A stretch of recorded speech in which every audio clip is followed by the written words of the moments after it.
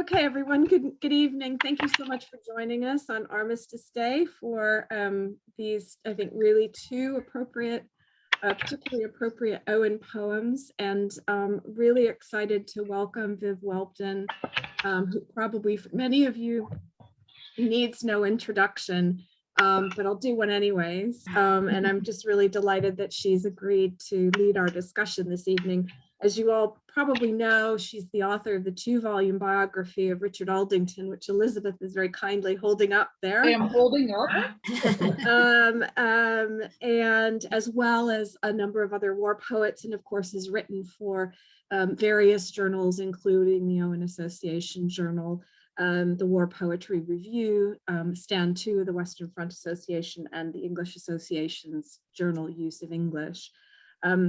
And is, of course, a battlefield tour guide. Some of you may have been guided around the battlefield by Viv at some point. And I'm delighted to know that she's currently working on a new biography of Briar Winifred Ellerman, who I only knew very, very briefly, and so looking forward to hearing more about as Viv writes what I think is going to be a really, really important biography. And yes, Deb is very right. And she's also contributed to Siegfried's Journal as well. Yes, not leaving out our Sicilian Fellowship. So I will hand over to Viv now and look forward to hearing what she has to say. Please do feel free to put any comments in the chat. We will hopefully have discussion afterwards. If you could please mute yourself while Viv is speaking, that will just help with bandwidth and just sort of any interference. And am I able to share my screen now, Jane? And you should be able to. Do you have a share screen function on the bottom? Right, yeah. Perfect. Right, hang on a minute. Share screen. Whoops. No, yeah, that's it, I think. Right.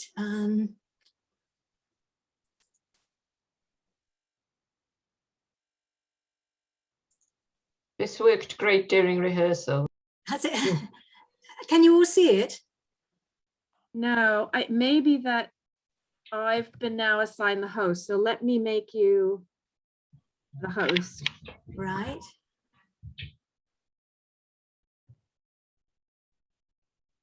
Right, I'll try again. And that should work. Right, share screen.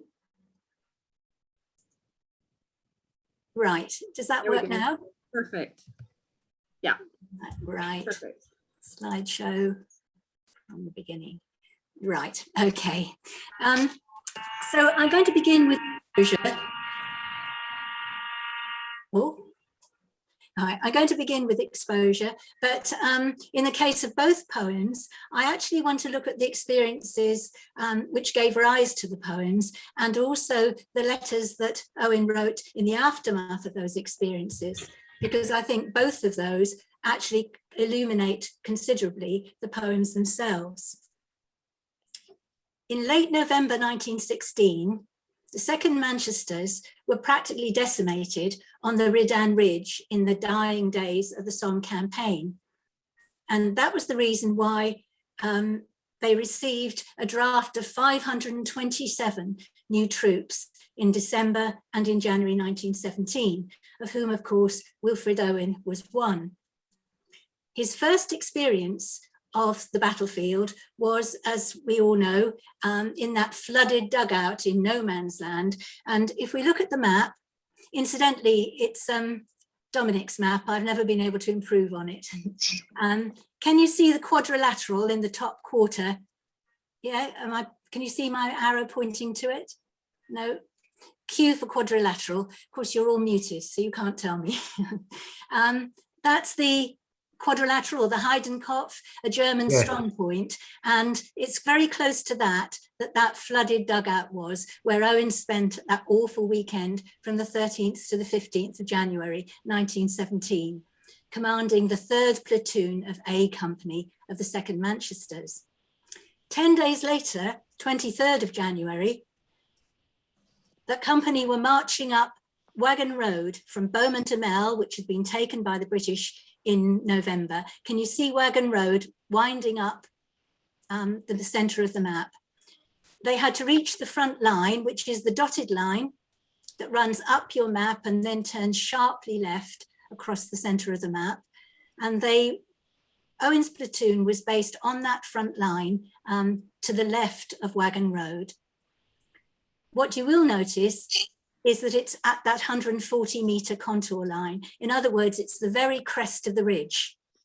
So they were exposed to the guns from Serre, which was now a very strongly fortified German point.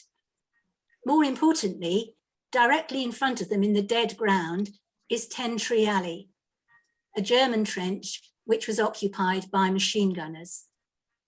And you'll also notice that the front line drops away to the right from where they were, so that they were actually in a salient. They were exposed on their flanks as well as at the front. And although 10 days previously, the ground was sopping, now it was completely hard and frozen. And so that's where they were. I'm going to look next at the letter. I haven't got time to read it all to you, but I've underlined what I think are the really important things in the letter. And there are two things that I think are in strong contrast to the poem itself. The first is this consciousness of his role in charge of and responsible for his platoon. So we get my platoon, my party. I had no real casualties from shelling, and the impossibility of getting back any wounded that weighed upon him. Now, to some extent, this is perhaps for his mother's benefit, this sense of the importance of his role now, but it's also an anxiety, I think, a consciousness of how much is depending on him. It's a self-conscious preoccupation with his own feelings. And actually the reference to the man who died is shockingly casual. When we get to the poem, which we will in a few moments, things have changed enormously. The we that we get intermittently in this letter has become the whole vision, and there's no sense of rank. And of course, when he came to write Futility in May 1918, his feelings about the man who died of exposure have changed enormously. The other thing is this stuff about being kept warm by the ardor of life within me and the intensity of Susan's love reaching him. When we turn to the 6th verse of the poem in a minute, we get a very different sense of the relationship between the soldier and home. And perhaps this is written to give her comfort and to give himself comfort in this early stage of his war experience. But let's now look at the poem, and Deb's very kindly going to read it to us. I should say, in order to get it onto 2 slides, I've got rid of the gaps between the verses, I'm afraid, but you'll realise where they are because obviously it's that short 5th line. Okay, thanks, Deb. Okay, don't forget that you'll have to change the screen when I... No, I won't forget to do that. Because I don't know it off by heart. No. Our brains ache in the merciless iced east winds that knife us. Wearied, we keep awake because the night is silent. Low drooping flares confuse our memory of the salient. Worried by silence, sentries whisper, curious, nervous, but nothing happens. Watching, we hear the mad gusts tugging on the wire, like twitching agonies of men among its brambles. Northward incessantly, the flickering gunnery rumbles, far off, like a dull rumour of some other war. What are we doing here? The poignant misery of dawn begins to grow. We only know war lasts, rain soaks, and clouds sag stormy. Dawn massing in the east, her melancholy army attacks once more in ranks on shivering ranks of grey, but nothing happens. Sudden successive flights of bullets streak the silence, less deadly than the air that shudders black with snow, with sidelong flowing flakes that flock, pause and renew. We watch them wandering up and down the wind's nonchalance, but nothing happens. Pale flakes with lingering stealth come feeling for our faces. We cringe in holes, back on forgotten dreams, and stare, snow-dazed, deep into grassier ditches. So we drowse, sun-dozed, littered with blossoms trickling where the blackbird fusses. Is it that we are dying? Slowly our ghosts drag home, glimpsing the sunk fires glozed with crusted dark red jewels. Crickets jingle there. For hours the innocent mice rejoice. The house is theirs, shutters and doors all closed. On us the doors are closed. We turn back to our dying. Since we believe not otherwise can kind fires burn, nor ever suns smile true on child or field or fruit, for God's invincible spring our love is made afraid. Therefore, not loath, we lie out here. Therefore, we're born, for love of God seems dying. Tonight his frost will fasten on this mud and us, shriveling many hands, puckering foreheads crisp. The burying party, picks and shovels in their shaking grasp, pause over half-known faces. All their eyes are ice, but nothing happens. Thanks, Deb. So the poem was started in Scarborough at the end of the year, so we're talking about almost a year later, revised at Ripon in the January of 1918 and finished in France in September. On the 22nd of April 1918, Owen wrote to Susan, to quote myself cynically, nothing happens. So the poem was clearly familiar to them both at that stage. And Nothing Happens appears in a list of poems that he drew up at Ripon between March and June of 1918. But the final title, Exposure, is layered with meaning. Exposure to the elements, the frozen ground, the bitter wind, the cold, the rain, the snow. Exposure to artillery and machine guns. The clinical condition of exposure, known as hypothermia. In fact, verses 5 and 6, we'll look at those for a minute, describe graphically the process whereby listlessness turns to drowsiness and confusion, eventually resulting in loss of consciousness. And as a recently trained officer, Owen would have been well aware of the signs and on the lookout for them. And lastly, and most importantly, we've got the notion that God has exposed them to this, so that their faith in him, and even their belief perhaps, is disappearing. But that layering of meanings is there throughout the poem, the salient in both senses of the word, that confusion of snow and blossoms, holes in the frozen ground and grassy ditches, sun-dozed and snow-dazed.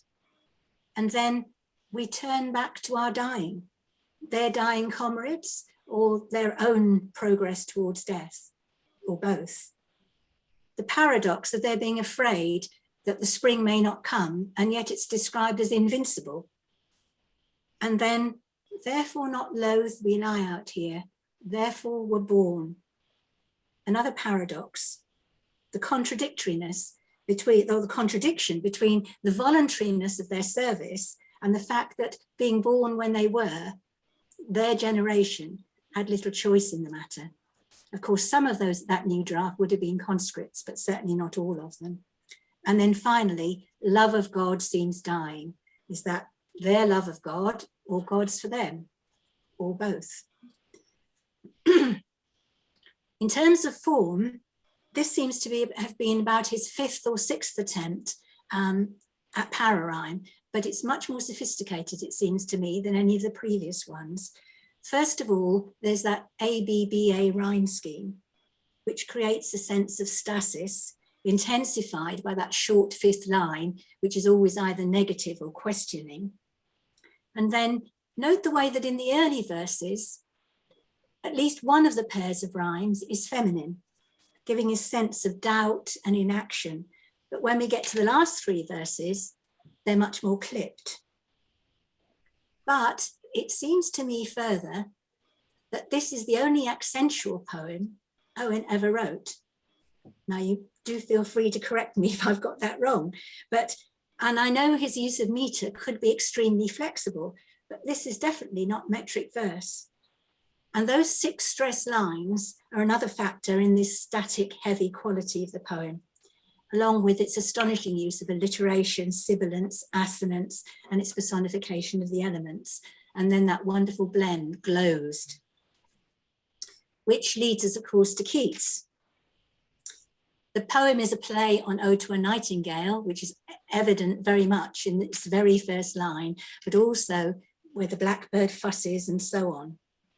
I want to quote Tim Kendall, who says, "The soldiers' escapist dreams of home are, via their Keatsian cadences, dreams of a lost poetic tradition killed off by the flickering gunnery and the fastening frost.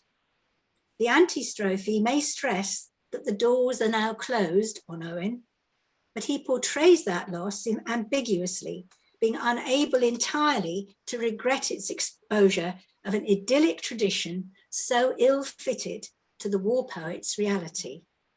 Now, whether or not you agree with that, certainly Owen's engagement with Keats in this poem is very complex. I depart very strongly, however, from Shantanu Das's suggestion that these verses are politically reprehensible. Unlike Keats's vision or a waking dream, as he says, this is an historical experience involving extreme hardship and death, a collective experience which is not only transformed here into a fantasy of desire and language, but is then projected onto the soldiers themselves. For him, the poem powerfully bears witness to what he sees as a central conflict in Owen's verse, the relation between a sensuous, masochistic imagination and his responsibility as a war poet. Now, I actually reject that for one very simple reason. I think those verses, those fifth and sixth verses, are actually describing exposure, which involves confusion and hallucination. And it was what was happening to these soldiers and possibly to Owen himself. And then he builds on that to portray the utter sense of alienation that they also feel, shut off from that world of home, ironically, because they are, as they think, fighting for its very existence. I expect you've noticed that the last verse begins, "Tonight, his frost." That was used in all the editions until we get to Stallworthy, who corrects that to "this frost." So that's interesting, which leads us to the original drafts. There are far too many changes and insertions and so on for me to go through all of them. So I'm just going to take a few interesting ones that, to me, show a sharp sense of sound and meaning. In what became verse 1, because in the original draft, verses 1 and 2 were transposed, the sentries listening became whispering. The dark wind in the second verse became the mad gusts. The remote artillery became the flickering gunnery. Snow falls in the next verse became rain soaks. And then in the next verse, there we lie became so we drowse. But the most striking change is actually in the last verse.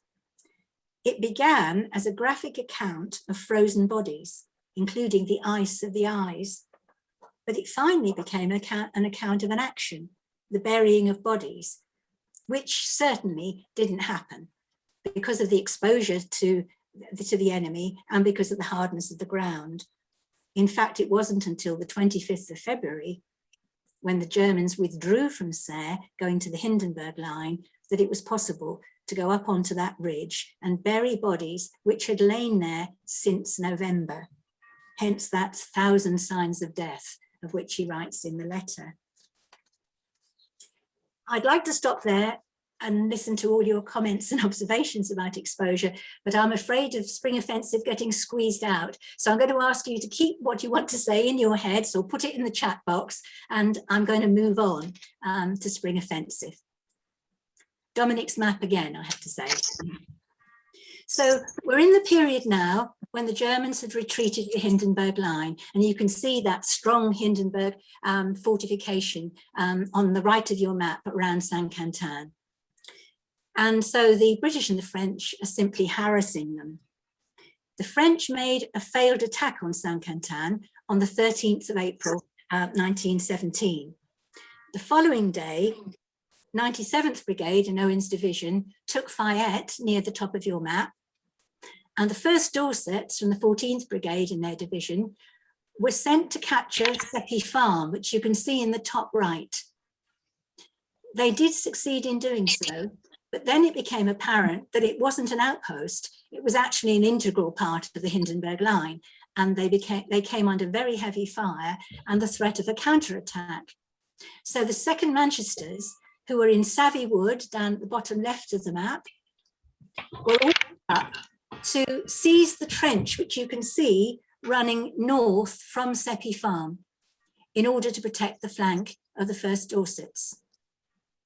And the dotted line is the route they took. Now you'll see that it gets all the way to Rose's Wood, or Bois des Roses, and then it turns back on itself.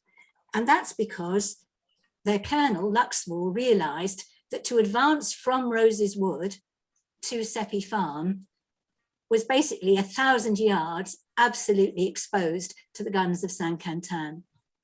So he took them round and into that sunken road that runs up to Fayette, and from there dropped down into Squash Valley. And that, of course, is where Spring Offences, the poem, begins. Now, that area is really very built up now, and it's hard to sort of understand what's going on there. But Squash Valley itself still exists, and you can stand there in that valley and see where they were. I'm going to read now from the Battalion War Diary. From here, that's Squash Valley, it was necessary to come over the top of the hill in full view of the enemy in order to move forward to a position more under cover. On this account, the battalion went over in an attack formation. Immediately the first wave passed over the crest of the hill, the enemy placed a hurricane barrage on the ground to be crossed. And that, of course, is what we have described in Spring Offensive. Their orders were to form up at Seppi Farm and attack the German-occupied trench north of the farm from the flank. A barrage was placed on the trench, and then the colonel realized that to approach the farm, they had to go over another rise for 150 yards. And that's why, as you can see, the dotted line suddenly veers north. So we're told this rise was quite impossible to assemble in due to its exposure to view. The trench to be taken was then reconnoitred. It was found to have no wire in front and could easily be approached under cover to within 50 yards. The colonel therefore decided to make a frontal attack. So that's why they go in that direction for the final stage. Then we get an anti-climax. The actual trench was then approached and upon investigation found to be empty. One company was therefore sent up to occupy the trench, and that, as we know, was A Company. Owen spent several hours there sitting in their empty trench. So now we're going to look at the letters. We get a very straightforward account to Susan Owen about 10 days after the event. But then there's that longer letter to Colin, clearly wanting to impress Colin. And I think we have to bear in mind that here, 3 weeks later, Owen is now in the casualty clearing station at Gai, labelled as neurasthenic. And I think a lot of what the kind of confidence of this letter is something that he needs to gain for himself, that he needs to show.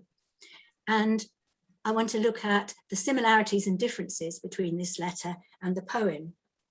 It's notable what he does take from the letter, the absence of bugles, for example, but also the exhilaration, the exaltation, and we get that word twice, and the rocks at the bottom. Yes, where we got that? I'm trying to find it now. No, I can't find it, sorry. Yes, right at the beginning of the letter. Like exhilarating as those dreams of falling over a precipice when you see the rocks at the bottom surging up to you. And that word surge actually comes in the poem. But in the poem, the soldiers race together.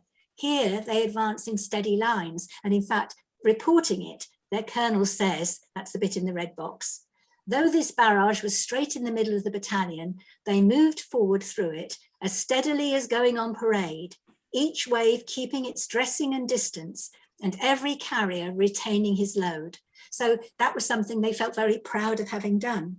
But Owen obviously felt he needed the urgency of racing in the poem. And in fact, the original draft said walked together, which brings us to the poem, which Deb is very kindly going to read to us again.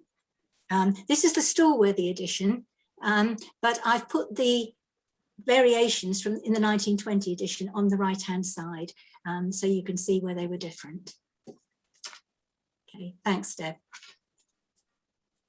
Halted against the shade of a last hill, they fed, and eased of pack loads were at ease, and leaning on the nearest chest or knees, carelessly slept. But many there stood still to face the stark blank sky beyond the ridge, knowing their feet had come to the end of the world. Marvelling they stood, and watched the long grass swirled by the May breeze, murmurous with wasp and midge. And though the summer oozed into their veins like an injected drug for their bodies' pains, sharp on their souls hung the imminent ridge of grass, fearfully flashed the sky's mysterious glass. Hour after hour they pondered the warm field and the far valley behind, where buttercups had blessed with gold their slow boots coming up, when even the little brambles would not yield, but clutched and clung to them like sorrowing arms.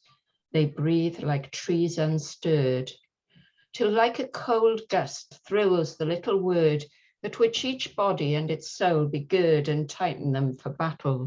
No alarms of bugles, no high flags, no clamorous haste, only a lift and flare of eyes that face the sun like a friend with whom their love is done.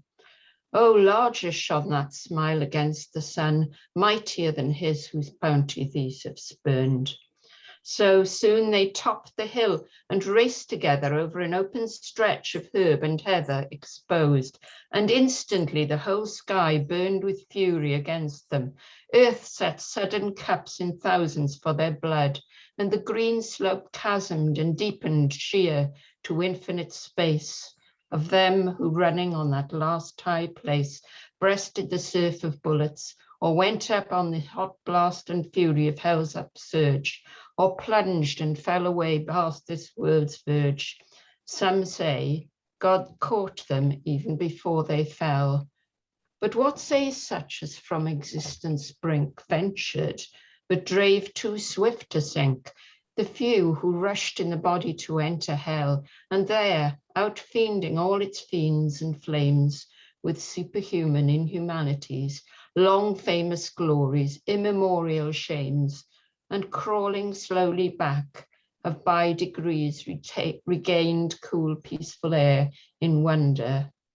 Why speak not they of comrades that went under? Thanks, Deb.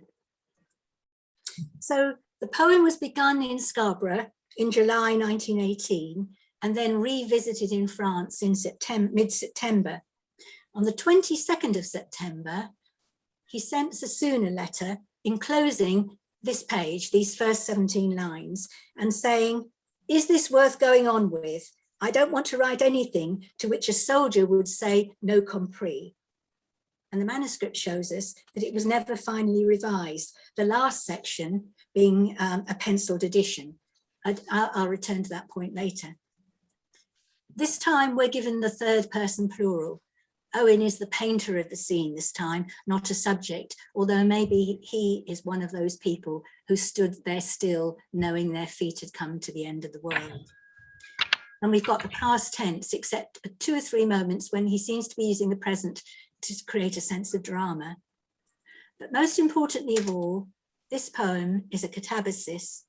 It's not simply that kind of matter of fact. And I think that's one of the important things about exposure, that it's a very matter of fact account, apart from the 2 questions of what happens, down to what they're feeling.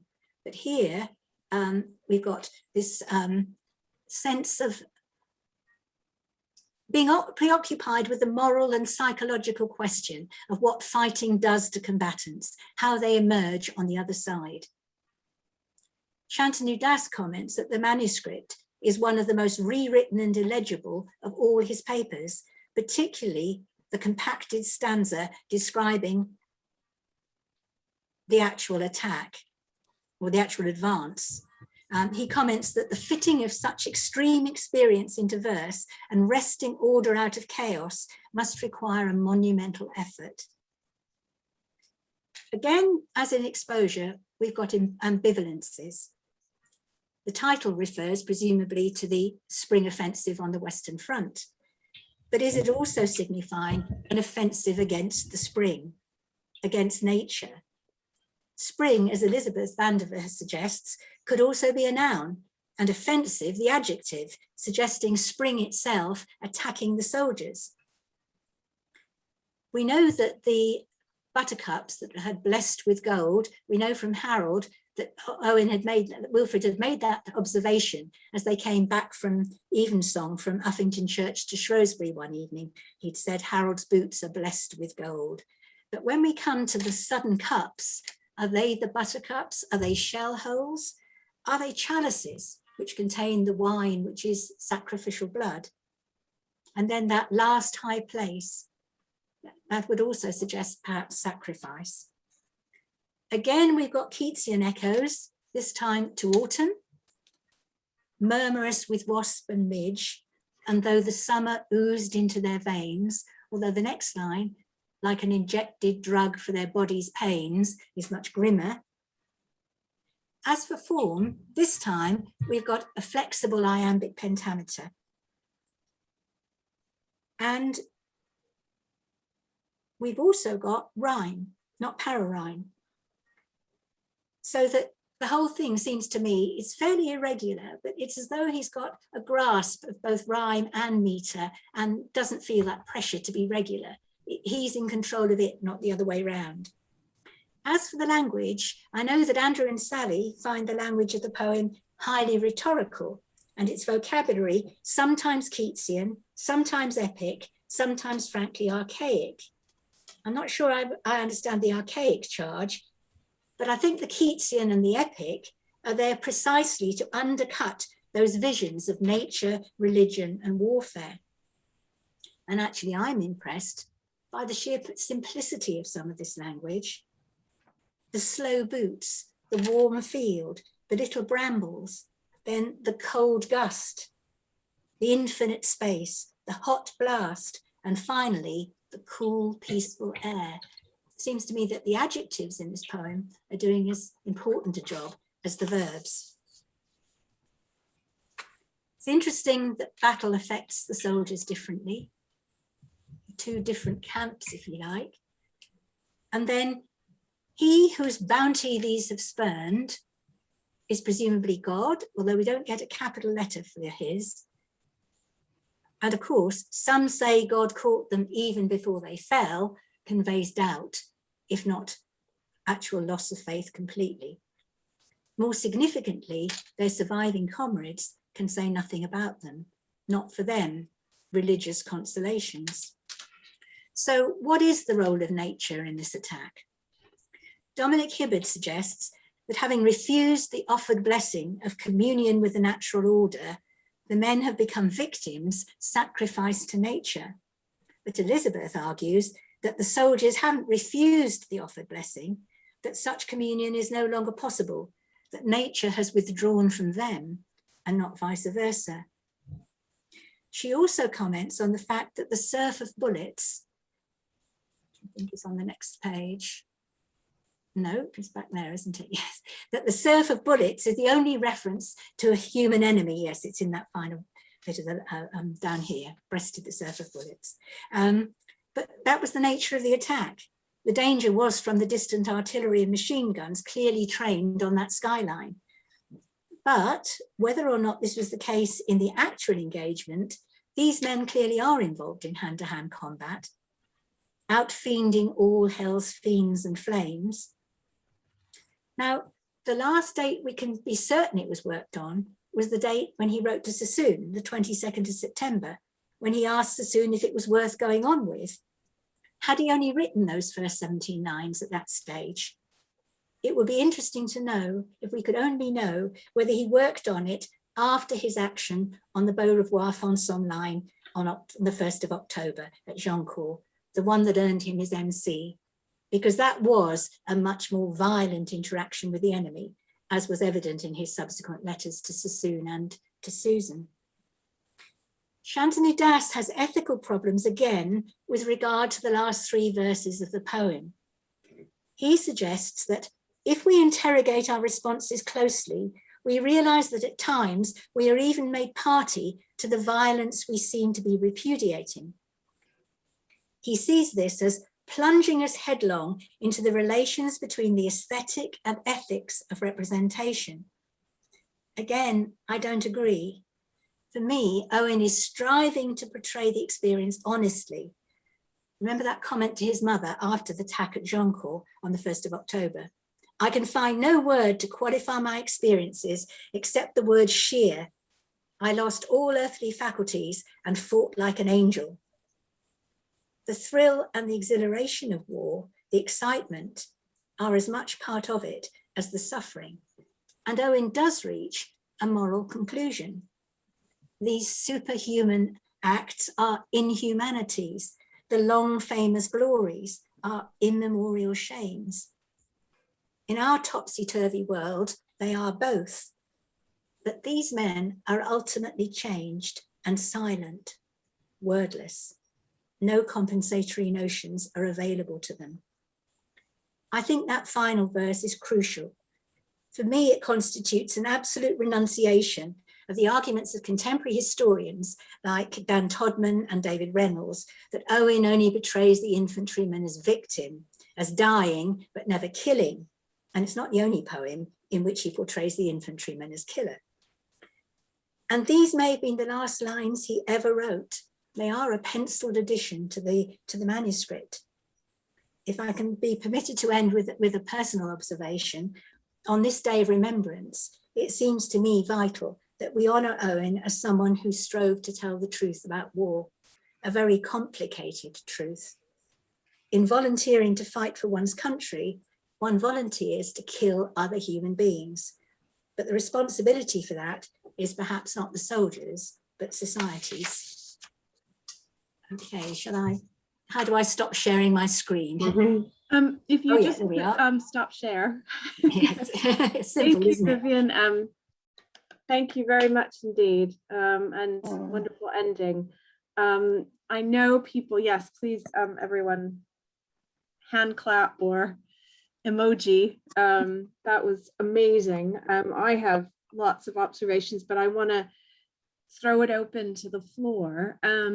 If people want to put things in the chat, I'll monitor them, or if you just want to raise your hand and let us know that you have things that you want to discuss. Deb, all right, our honored Sassoon person. I just wanted to comment really. As you know, or as Viv knows, I don't spend a lot of my time reading poetry out loud or even reading poetry at all, actually. So I wasn't particularly familiar with these 2 poems. The first one I found really difficult to read. The second one I found much easier. And Viv said, I've written myself a note here, his whose bounty these have spurned, does it mean God? But after I'd read the poem several times out loud when I was practicing, I realized that it means the sun. Initially, I read it as God, but I could see after a while that it was the sun. Yes. I mean, it might be double meaning. No, you're right. You're right. Yes, you're absolutely right. Yes. Yeah. Which is unusual for me to have that kind of insight. But yeah, I mean, would you like to suggest a reason why the second one was so much easier to read than the first one? I'm sure. Could I jump in quickly and simply to say I should have said thank you, Deb, for really wonderful reading of those poems. I really thought they were fantastic. And just to, when you said about I was thinking as particularly as you were reading Spring Offensive, the way in which that, you can see, how complex sort of the working of that poem is, but your reading of it really showed the movement that is in that poem. And I, so just to thank you very much for that. I think it really kind of brought out a lot of the complexities and subtleties of the poem. So thank you. But Viv, please. did you want to say why you think one or the other was easier to read, do you think? Deb? No, it was No, you. Viv, it was for you, Viv. Oh, I see. Sorry. No, I realise there's that momentum in Spring Offensive, and exposure is exactly the opposite. Exposure is about stasis, isn't it? You know, about nothing happening. Yeah, so it's certainly got a momentum, hasn't it, that drives it forward. Yes. Elizabeth Vandiver, please. There, I always forget how to unmute myself. I'm such a doofus with technology. But first, just to comment, one of the real delights of this series for me is hearing Owen's poems read so extremely beautifully in British voices. Because of course, when I read them, my accent is all wrong, and I probably should have asked someone when I spoke on Dulce et Decorum and what was the other one I spoke on? I've gone Insensibility. I probably should have asked Viv to read them for me, or someone to read them for me. But anyway, that's just an aside. But thanks, Deb. Those readings were truly beautiful. And thanks, Viv, for your extremely rich explication. Yeah. There's so much I want to say, but I think I will confine myself at this point to saying that I absolutely agree, Viv, that the introduction of epic language is specifically to repudiate the epic view of war in that final extraordinary stanza, which I think is the most effective repudiation of the epic view of war of anything I know written in any language at any time. You know, the collapsing together of long famous glories, immemorial shames is just extraordinary. Because of course, long famous glory is precisely what Homeric epic exists to confer. Kleos optiton, imperishable glory, is a Homeric formula for what the bard gives to the heroes. Achilles in the Iliad, we see when he's withdrawn from battle, sitting and singing Clea Andron, the glories of men, the glories of warriors. So for Owen to say that long famous glories are immemorial shames is really, really as powerful a repudiation of epic as anything possibly could be. And I don't think the terminology there is any accident whatsoever. I think he knew exactly what he was doing. And the inability to speak, because the long famous glory of epic is conferred by the bard speaking or singing the stories, the men coming back unable to say anything, again, is a refutation of epic. So I think you're really on point with that. That's what he's doing there. Alice, Ray, did you want to? You have your hand up? Thank you, Elizabeth. I think, yeah. Alice, did you want to? Hi there. Thank you so much. That was really fantastic. I actually have two things now that I wanted to raise. Is that okay? Yes, yes, please do. Sorry to bother Dr. Van Diver. First of all, I'm doing my PhD because of your book. And I'm actually looking at classical reception in World War I literature. Yeah. And just what you said about epic there, one of the things I've been working on this whole semester has been epic in this particular poem, and thinking about when he says about in the final stanza about returning, those that return and outfiended the fiends of hell. I have so many connotations with Achilles and Odysseus in the Odyssey during the Catabasis, in which Achilles says, I wish I'd lived. It wasn't worth it to die at war. And I wondered how much of that, when you're saying about the reputation of chaos here, how much of it is sort of maybe not even denying it, but following the epic tradition we see in the Odyssey of questioning chaos, certainly, at least. Is that for me or for Viv? You go, Elizabeth. No, I think that's a very, very good point. And perhaps I should have said repudiating the Iliad's presentation of war rather than the Homeric presentation of war, because I think, Alice, I was having some trouble hearing you, but if I heard you right, you were saying that the Odyssey itself questions. Sorry, that was for you, Elizabeth. Sorry.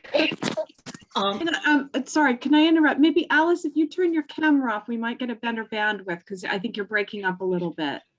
Maybe that will be slightly better. Not that I don't want to see you, but that might help with your bandwidth.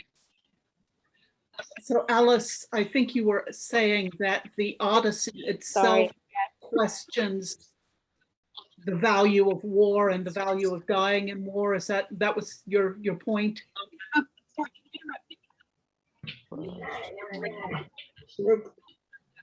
Sorry, Alice, I can't hear you. You're really breaking up, Alice. Maybe you could put it in the chat and I can read it out to you. Yeah. That might be better. And then we'll come back to you. Yes, absolutely. Okay, Yeah. because you're breaking up. That's perfect. Okay, but do put it in the chat and I'll read it out. I wonder whether I know I'm sort of taking over, but since we have Sally and Yes. Andrew here, maybe they want to pick up on the things that you Yes. that you were mentioning in terms of their fabulous work. So it was about the archaic, Viv. Yes. Yeah, was that was the bit you thought was that I couldn't think what was archaic. I just had a little look. Words like begird, drave, Yes. the O larger shone. I mean, it's little bits, but Yeah, no, you're right. Yes. just occasional ones that along with the Keats and the general tone. Yes. Sort of, but gives it an archaic feel. But I think we did say it's a mixture of. Yes, and begird, of course, has an epic sense to it as well, doesn't it? Yeah, so the epic, I suppose, could also be archaic. Yes. I'm not sure archaic was a criticism necessarily. Right. That there's it's a mixture. It's a mixed register. Yes. That he's making use of. And maybe just to come back to something else, when you were talking about or Elizabeth was maybe, with superhuman inhumanities, long famous glories, immemorial shames. I don't think he's making a judgment that one is the other. He's just laying them side by side. So superhuman inhumanities, the oxymoron, is not saying it's one or the other. Is not making a judgment, I would have said. Is rather saying they are long famous glories, they are immemorial shames, they are both. So again, it's the mixed register that it's maybe not a judgment. Right, but does the judgment not come in the following lines where their comrades can say nothing about it? The people who've come through it have nothing to say. Well, I mean, why speak not they of comrades that went under, leaves me thinking, yeah, right. Why don't they speak of it? I mean, it seems like it is literally a question, but it's an interrogative way to end. I don't feel like the poem's giving me a clear kind of judgment even then. Right. I mean, I'm interested to know why. I mean, he's making an observation, presumably based on his experience, that people who've been through this appalling experience and survived are not speaking about it. I'm presuming he's making an observation about that, and that is an interesting question to which I don't know the answer, because clearly there are some traumatic experiences where people can't stop talking about it, And then there are some where, I mean, and it's actually a bit of it becomes, I think, with Birdsong as well. I don't know why. I remember Sebastian Faulk saying something about this, that he was struck when he was researching that novel and interviewing these very old men, that that their taciturn resistance to speaking was something that moved him. Yes. But why they should, you know, they should be taciturn and other victims of trauma should not be, I have no idea. I mean, it sort of it's kind of moving, but I don't really know why. Right.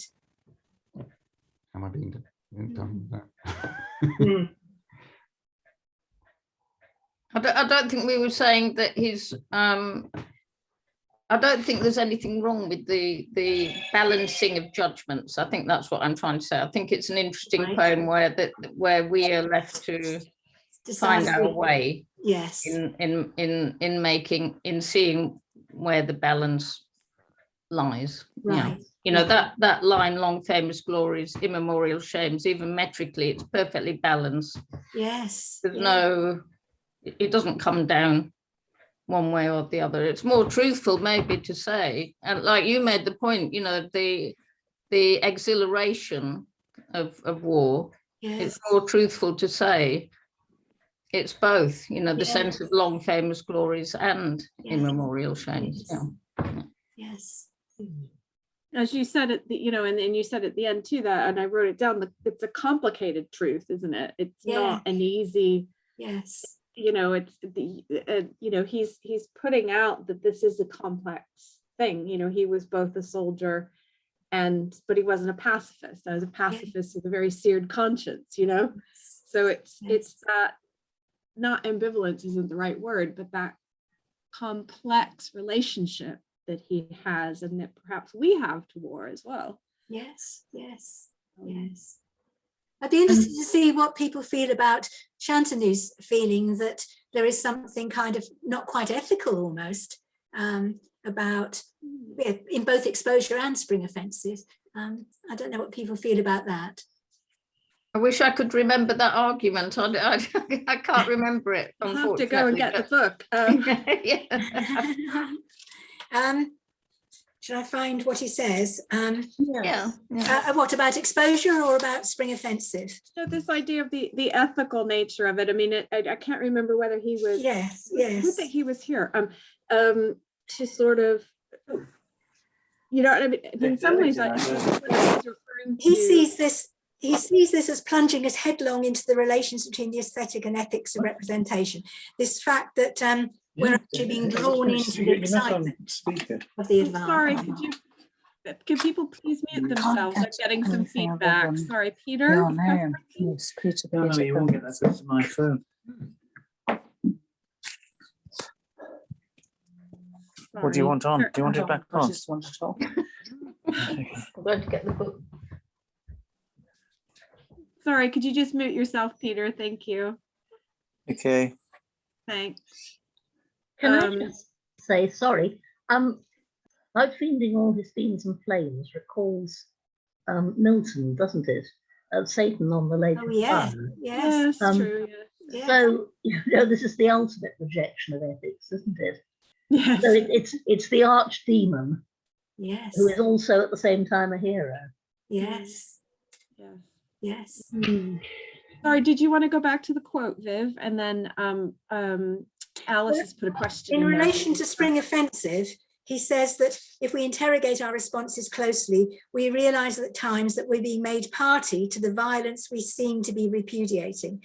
And he calls this plunging us headlong into the relations between the aesthetic and the ethical. And then in relation to exposure, he sees something unethical about Owen actually attributing these feelings. So he says it's an historical experience, but Owen transforms it into a fantasy of desire and language, which he then projects onto the soldiers themselves. And he sees that as a central conflict in Owen's verse, you know, his sensuous masochistic imagination, but on the other hand, his responsibility as a war poet. I mean, for me, I don't think Owen rejects that responsibility. what you're saying. I'd agree with you. I need to go. I'd have to go back and have a look at what. Yes. When you're reading Chantanu's book, you get so caught up in the beauty of an extremely clever argument that he pursues that you. Yes. It's quite difficult to resist anything that he Yes. says. Yes. Yes, we'll have to get him on here to do Yeah. Yes, Yes, that would definitely. be good. Yes. Yes. Mm. Sorry, can I just go back to Alice? Could I say yes. one thing, about Yes, the of course. ethical question?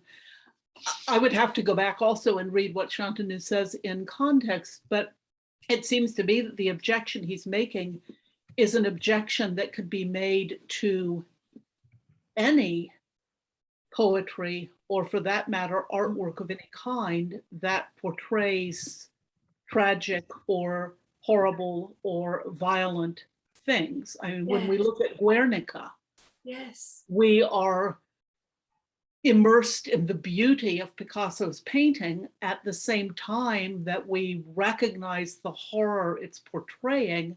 And if that is a kind of moral failing because we recognize the aesthetic, then I don't see how we have room for war poetry or great art of all sorts of artists, of all the crucifixes ever painted, if we aren't allowed to see both the aesthetic beauty and feel the aesthetic pleasure and respond to what they're depicting, then, well, there goes art.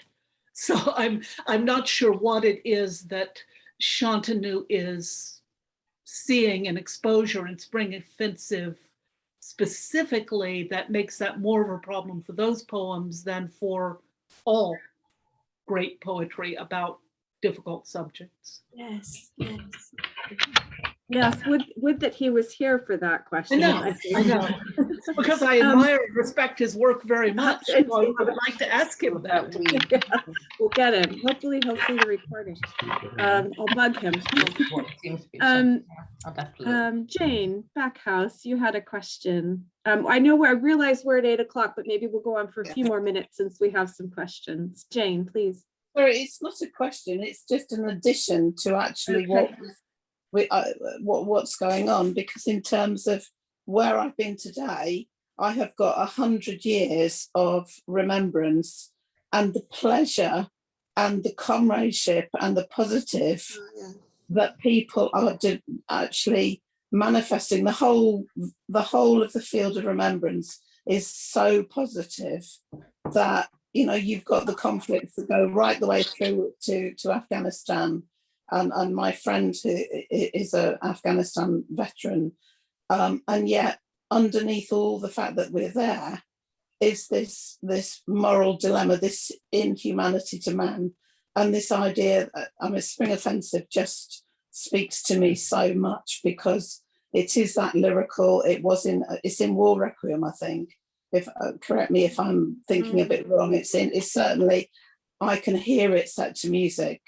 And to have watched all those people from so many different services backgrounds today, it's just, whatever the ethics are, there's beauty in it, as well as suffering. It's just an observation, it wasn't a question. Yes, no, thank you. That's absolutely, and especially today, very apt. Yeah.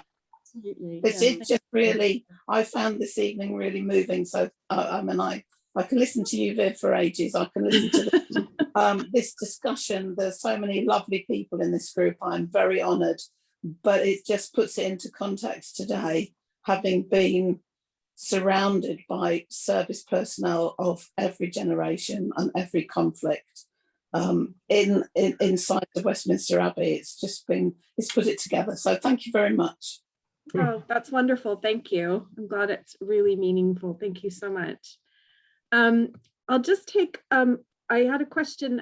I might have to leave Elizabeth's question from Alice a little bit separate, but she said that she wanted to ask Viv if there was a reason she selected these two poems, and that she hadn't realized the martial descriptions of nature and exposure until tonight, which is very exciting.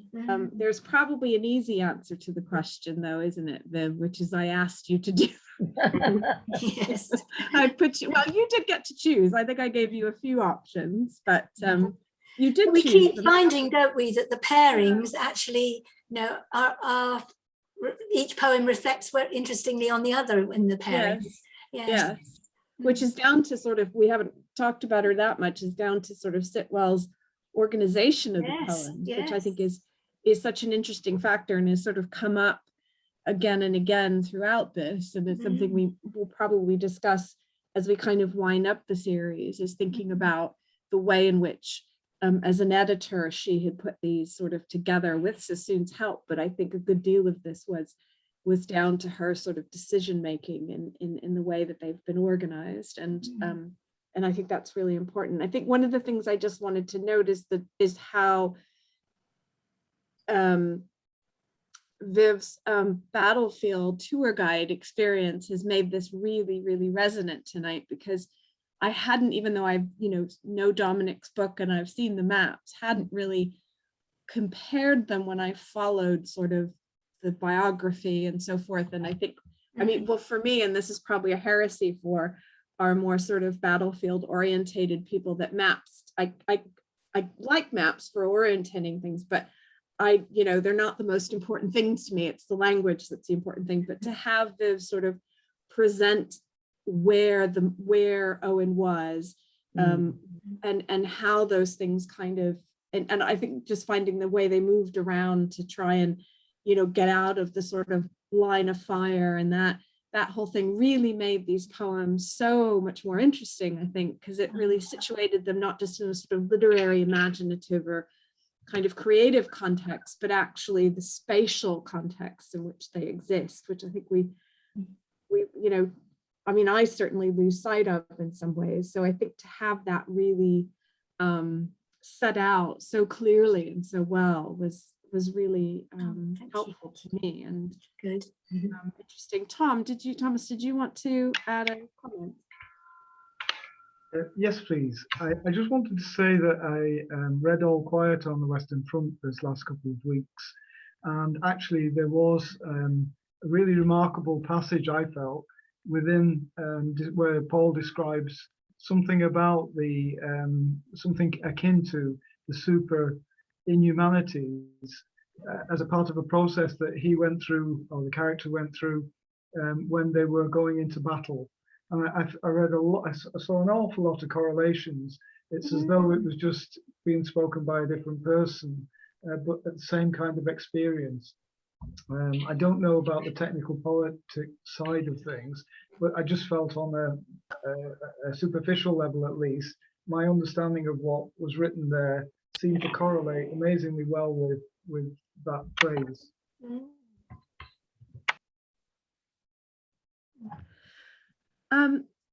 Well, I suppose we're at after 8. Is there any other questions for Viv? I mean, we could go on as with all these, go on much longer, because she's offered us such a rich and wonderful commentary on these very rich and wonderful poems. It was a big ask to sort of have you do 2 in one go, but I'm really grateful. I've learned a huge amount, as always. And so I guess the formal thing is to maybe we could thank Viv again for a wonderful explication of these poems and leading a wonderful discussion. So Viv, thank you very much. Thank you very much. That really was superb. Yeah, terrific. So if I just give a plug for the next gathering, which is on the 2nd of December, in which we'll be looking at the Chances and SIW speaker to be announced. And hope to see you all then. In the meantime, I wish everyone well, and be safe, and hope to see everyone again very, very soon. And Viv, if you wanted to just hit the stop record button, since you're the host. I'm not sure where it is. Can I fill the gap by thanking Jane? Oh yeah, I know. No, I Planning. can't find it. Okay, don't worry. We'll close it down in a bit, but thank you. Sorry. I'll edit it later. Sorry about that. Thank you again, everyone. Thank and you. Bye, Thank you everyone. very Lovely much, to see you. Jane. Bye, Thank Viv. you. Thank Bye. you. Thank you, everyone. Viv. Thank you, Alice. Lovely.